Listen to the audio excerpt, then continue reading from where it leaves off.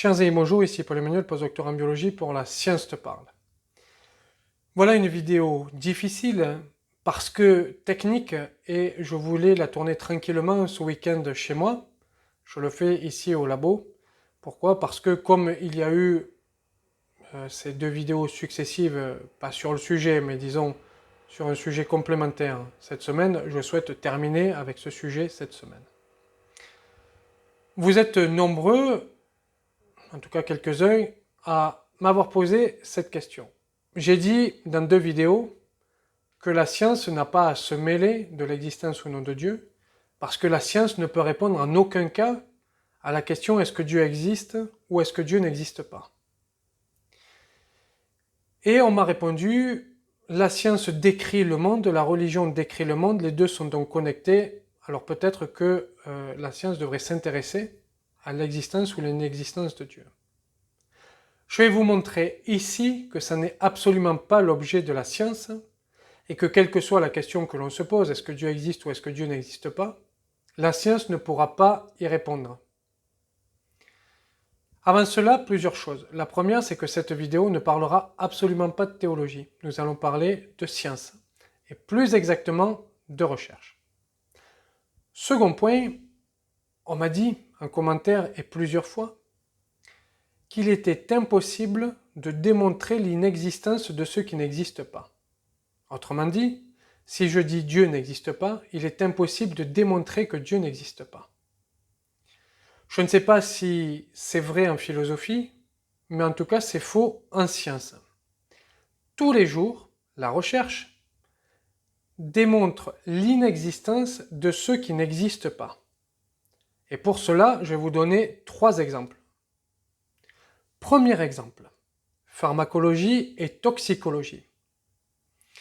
J'ai une substance que je veux mettre sur le marché, qui a une action X. Ce que je veux savoir, c'est si elle provoque des effets toxiques, des effets secondaires graves, sur tel tissu, le tissu A, le tissu B, le tissu C, ou sur l'organisme dans son ensemble. Je vais faire des tests à plusieurs doses.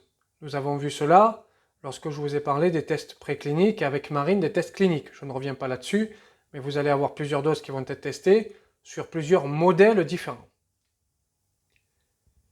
Nous allons voir qu'il n'y a pas d'effet délétère à telle dose qu'il peut y en avoir à telle autre. S'il n'y a pas d'effet délétère toxique à telle dose, cela veut dire que j'ai démontré l'inexistence de ce qui n'existe pas.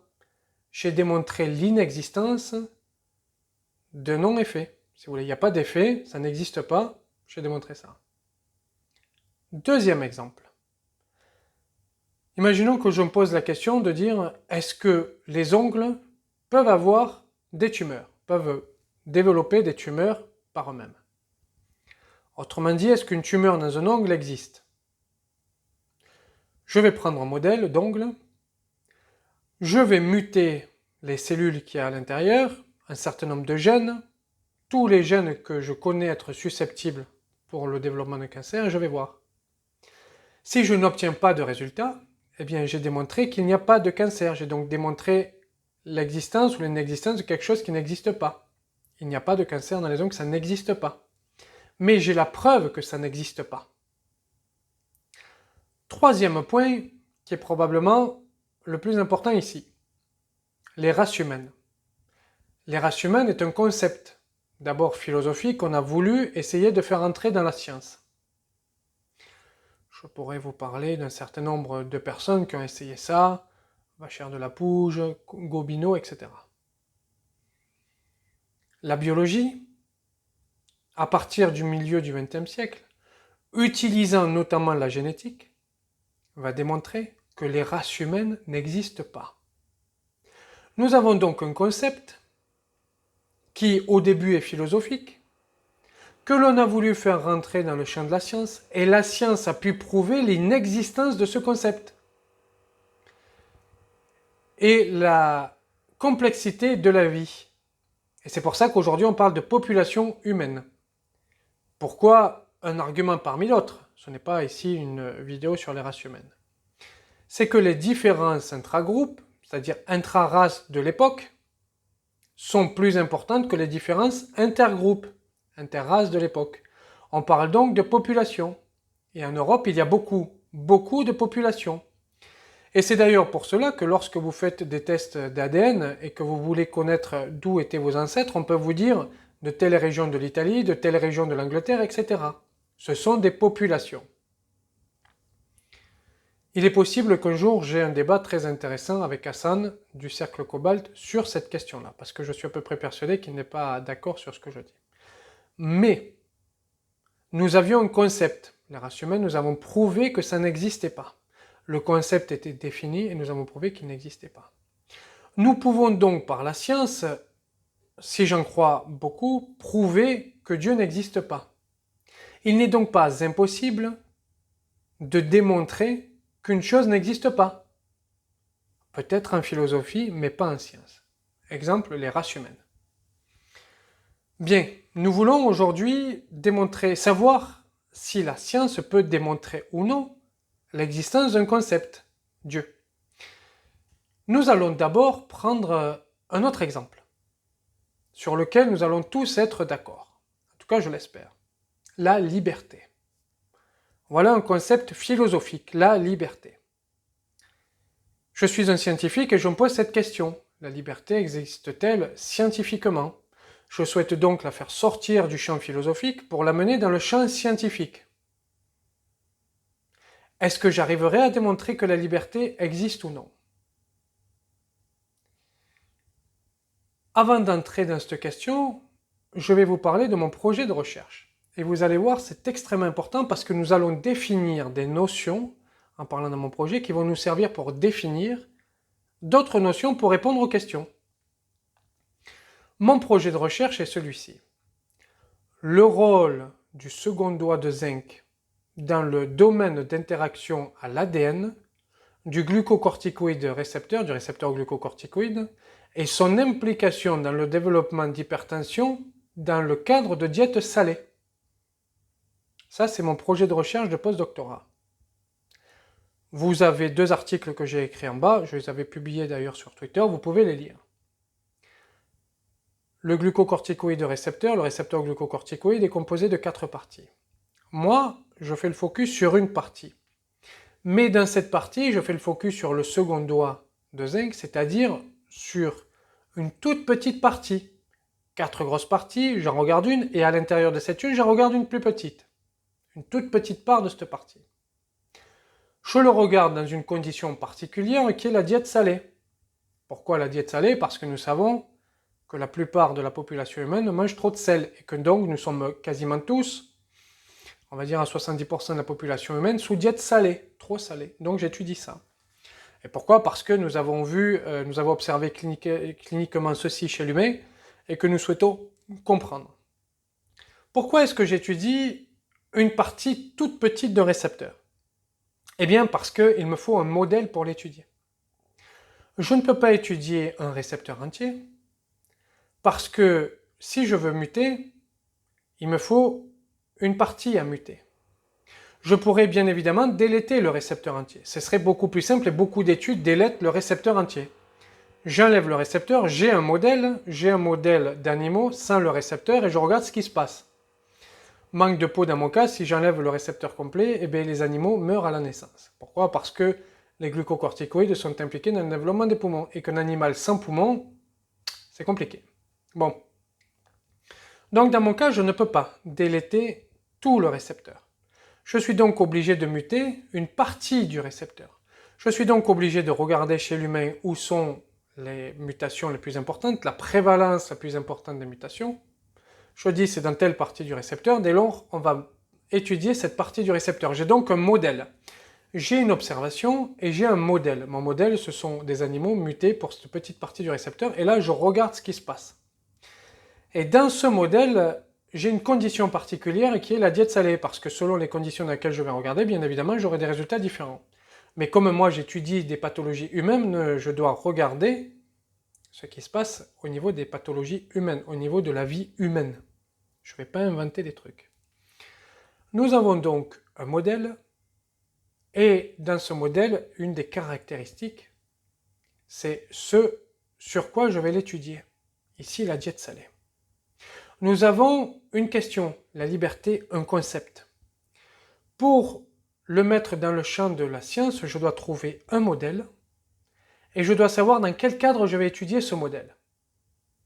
Le modèle, ici, on va prendre l'humain, parce qu'on parle de liberté humaine. Ça, c'est le modèle. On va prendre un cadre, on va prendre un même pays, la France. Et nous allons prendre un cadre des personnes emprisonnées et un cadre des personnes libres, non emprisonnées. Nous savons, et c'est le droit qui nous le dit, la prison, c'est une perte de liberté. Bon, c'est ce qu'on nous dit, c'est une privation de liberté. Donc, j'estime que les prisonniers ne sont pas libres et que les hommes en dehors des prisons sont libres. Et donc, je vais comparer les deux. Je dois définir la liberté. La liberté est un concept compliqué en philosophie. Mais je dois définir ce que je pourrais étudier scientifiquement. Prenons cet exemple.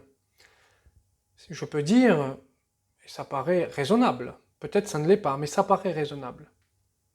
La privation de liberté amène un stress. L'humain serait plus stressé s'il est privé de liberté que s'il peut vadrouiller comme il veut. Bon, je me dis donc, moi en tant que biologiste, je vais étudier le stress.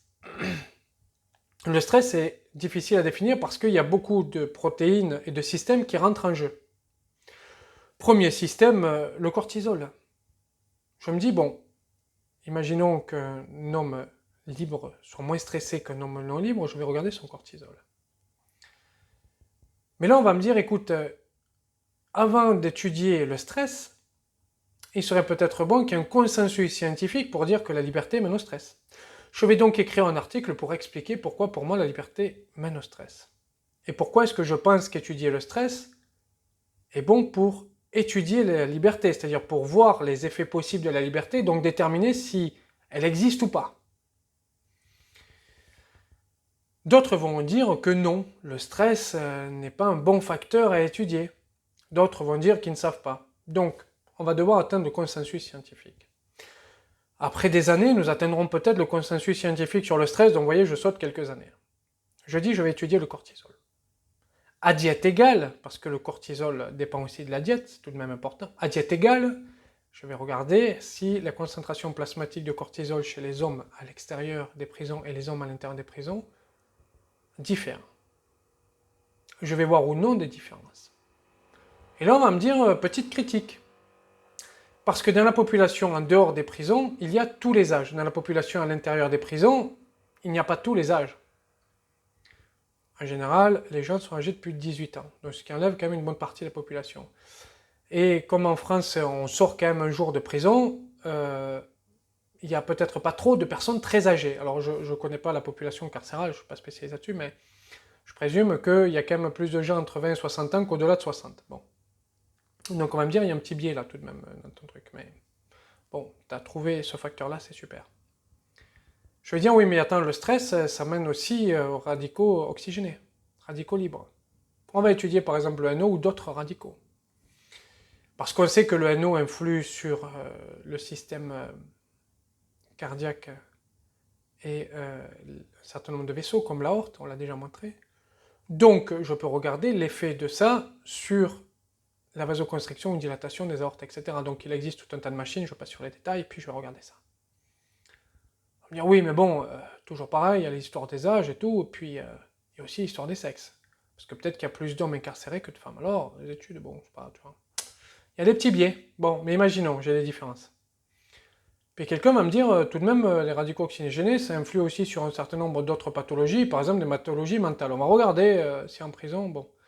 Et donc je vais avoir plusieurs types d'études comme ça qui vont regarder des points particuliers, parce que je dis la liberté, ça peut mener au stress, donc je vais regarder des points particuliers de ce que l'on connaît sur le stress. Je peux regarder les cancers, je peux regarder tout un tas de trucs. Je vais avoir énormément de données. Et ça, c'est que biologique. Et là, je vais devoir analyser ces données, faire des grosses analyses de ces données. Et là, je vais dire, biologiquement, par rapport au stress, voilà ce que ça mène. À me dire, ouais, mais attends, la liberté, c'est le stress, mais c'est peut-être autre chose. Est-ce que ceci, bon. Donc, il va falloir que je fasse le focus très particulier sur des données. Est-ce que je vais pouvoir, un jour, déterminer si la liberté existe ou pas? Eh bien, voyez-vous, je ne le crois pas. Je ne le crois pas pour une raison qui est simple. C'est que définir ce que la liberté signifierait scientifiquement me paraît complexe. Et être certain que les paramètres que l'on va utiliser pour faire nos recherches, que les paramètres soient significatifs par rapport au modèle et par rapport au concept lui-même, me paraît extrêmement délicat. Nous en venons maintenant à Dieu. Vous avez compris en fait la difficulté qu'il va y avoir, ne serait-ce que de définir un concept de la liberté si je veux faire de la recherche. Nous allons venir à Dieu. Si je veux parler de Dieu, je ne peux pas parler d'une religion en particulier, mais je dois parler du concept général de Dieu. Non de prendre en compte tout ce que toutes les religions présentes et anciennes nous disent sur Dieu. Ah ben oui, parce que le concept est général. Donc je ne peux pas partir que sur ce qui existe maintenant, je dois partir aussi sur ce qui a existé. Il faut être clair sur les points. Quand on est scientifique, c'est ça, on ne part pas de trucs comme ça, juste maintenant c'est comme ça, donc bon, on part sur l'ensemble des points. Définir le modèle de Dieu pour que ça rentre dans une case scientifique, ça me paraît déjà très coton. Mais après, il va falloir définir scientifiquement ce que signifie Dieu. Imaginons que je dise c'est un grand architecte de l'univers. Donc c'est les astronomes qui vont se poser des questions particulières en disant, bon, si Dieu existe, alors peut-être que les températures de gaz de tel type de planète, etc., seront différentes que s'il n'existait pas. Donc on va faire des modèles mathématiques s'il n'existait pas, s'il existe, etc. On va se poser tout un tas de petites questions comme ça. Si on est en religion chrétienne, on dit la résurrection c'est quoi? Ces cellules qui revivent, etc. On va regarder les conditions, les machines, les trucs. Bon. Il va falloir définir parfaitement le concept, définir parfaitement les questions que l'on veut se poser. Et n'oubliez pas qu'une question scientifique, c'est extrêmement précis. Et à partir de là, il va falloir trouver des manières méthodiques de répondre par l'expérience à ces questions. Ça me paraît compliqué. Ça me paraît très compliqué. Pourquoi? Eh bien parce que dans le cadre de Dieu, il n'existera sans doute jamais de modèle pour trouver ça. Dans le cadre de Dieu, si par exemple, on va prendre des chrétiens, vous dites Dieu permet la résurrection, c'est parce qu'il y a Dieu qui a la résurrection, trouver un modèle qui permet de voir la résurrection ou pas, ça me paraît compliqué. Si vous dites Dieu est un grand architecte, trouver un modèle où vous faites l'hypothèse qu'il y a eu Dieu quelque part dans l'univers pour créer l'univers et que donc vous devez avoir un modèle d'univers non créé par Dieu selon votre propre hypothèse, ça me paraît compliqué. Bien sûr, les équations mathématiques vont vous aider, mais ça me paraît compliqué. Donc, déjà définir le concept de Dieu lui-même en fonction de toutes les religions qui ont existé et qui existent. Le définir de façon à ce qu'il puisse rentrer dans un univers scientifique est compliqué. Définir les paramètres de la recherche est compliqué. Mais définir le modèle pour la recherche me paraît absolument impossible. Pour toutes les raisons que j'ai évoquées avant, c'est que le modèle doit être disponible, enfin que j'évoquais avant et que je répète en mots simples ici, le modèle doit être disponible, il doit être comparable à un contrôle. Alors question univers comparable à un contrôle, c'est-à-dire un autre univers, je pense que, je sais pas, mais ça paraît compliqué. Les données que l'on a doivent être reproductibles, donc il faut qu'il y ait de la significativité et surtout qu'il n'y ait pas de biais dans le modèle. Bonjour pour définir un modèle qui rentre là-dedans Dieu. Et enfin, les données doivent être analysables. Alors, il y a une question que certains vont me poser. Ils vont me dire, oui, mais si tu lis certains livres où ils essaient de montrer que la science peut intégrer l'idée de Dieu ou non, c'est-à-dire que la science peut s'interroger sur l'idée de Dieu, en fait, ils vont prendre des données éparses un peu partout et ils vont les faire rentrer dans les textes religieux. Lorsque l'on fait une méta-analyse, parce que ça s'appelle de la méta-analyse, lorsque l'on veut condenser des données scientifiques, il faut que les données qui étaient établies avaient un lien avec la méta-analyse. Si par exemple, je veux savoir si l'hydroxychloroquine fonctionne pour lutter contre la Covid-19, je peux faire des méta-analyses, mais il faut que je prenne des études qui avaient pour objet d'étudier l'hydroxychloroquine. Je ne peux pas prendre par exemple d'études qui avaient pour objet de regarder la poussée d'un arbre, parce que ça ne serait pas très significatif et très cohérent.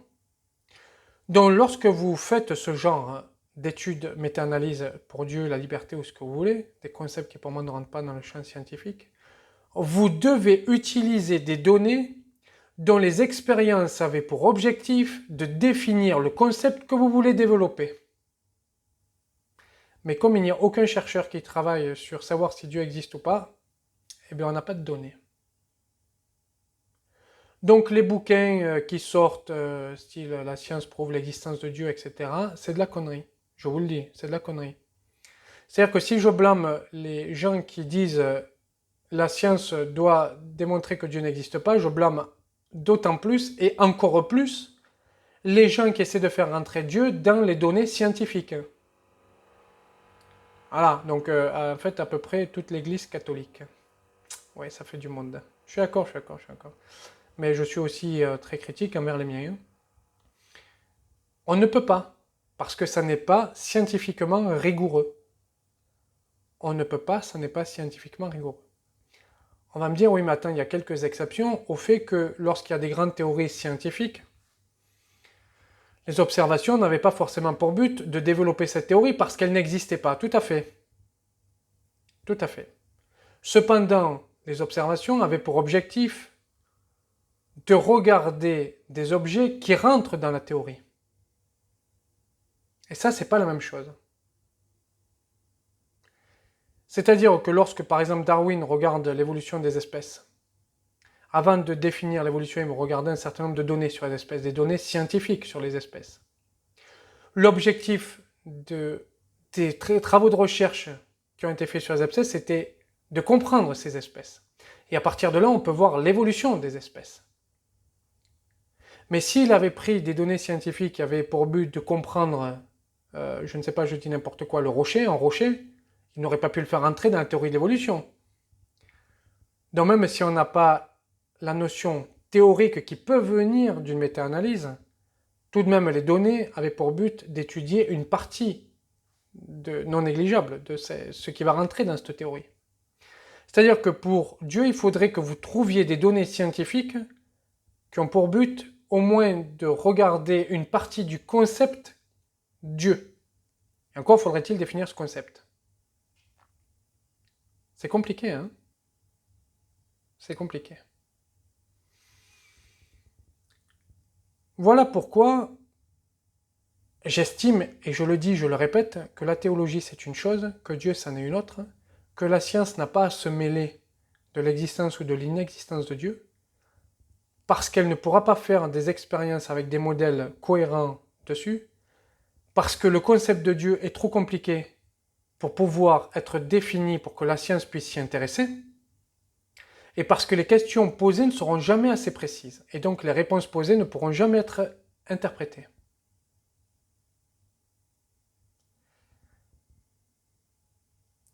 Voilà ce que j'avais à dire là-dessus.